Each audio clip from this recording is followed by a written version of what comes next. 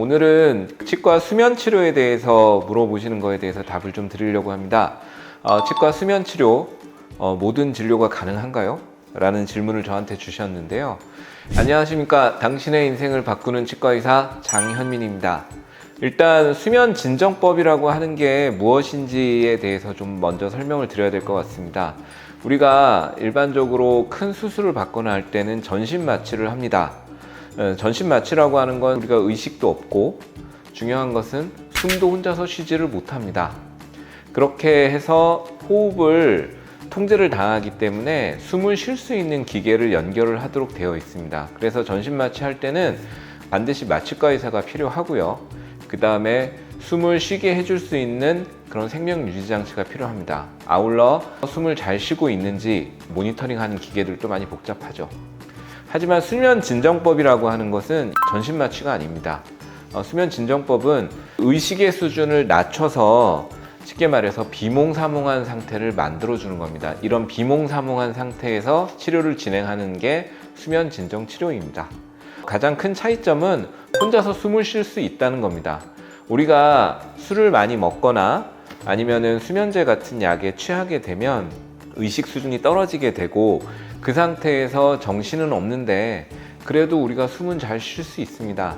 그래서 그런 상태를 만들어서 치료를 하는 것이죠. 그리고 저희가 사용하는 수면 진정 약물은 중요한 특징이 있는데요.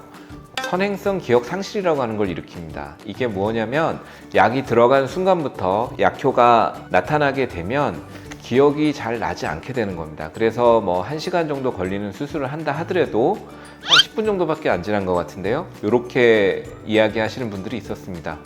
그런데 이제 이 약물의 효과가 생각보다는 조금 길게 나타나기 때문에 수면 진정 치료를 받은 그날에는 복잡한 작업이라든가 운전 같은 것은 하시면 안 되게 되겠습니다. 수면 진정 치료를 통해서 할 수 있는 치료는 매우 많습니다.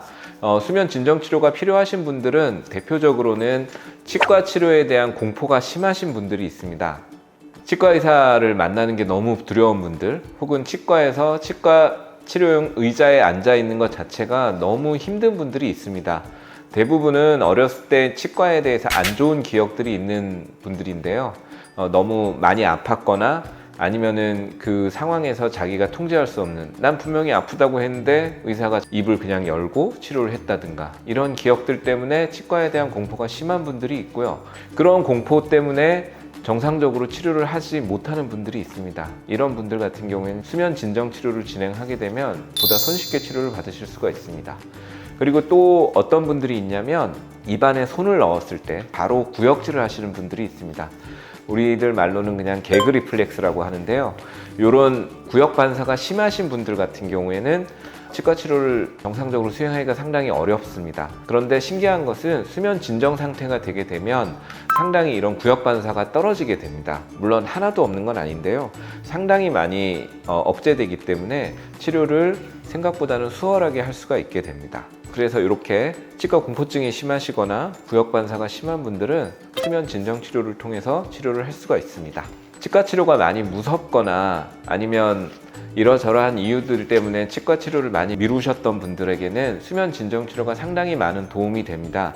오늘은 치과의 수면 진정 치료를 통해서 어떤 치료가 가능한지, 모든 치료가 가능한지 물어보셨는데요. 사랑니 발치라든가 임플란트 심는 거라든가 아니면 많이 썩은 치아를 뺀다든가 충치 치료, 신경 치료, 보철 치료 모두 가능합니다. 그러니까 두려워하지 마시고 치과에 찾아주시면 감사하겠습니다.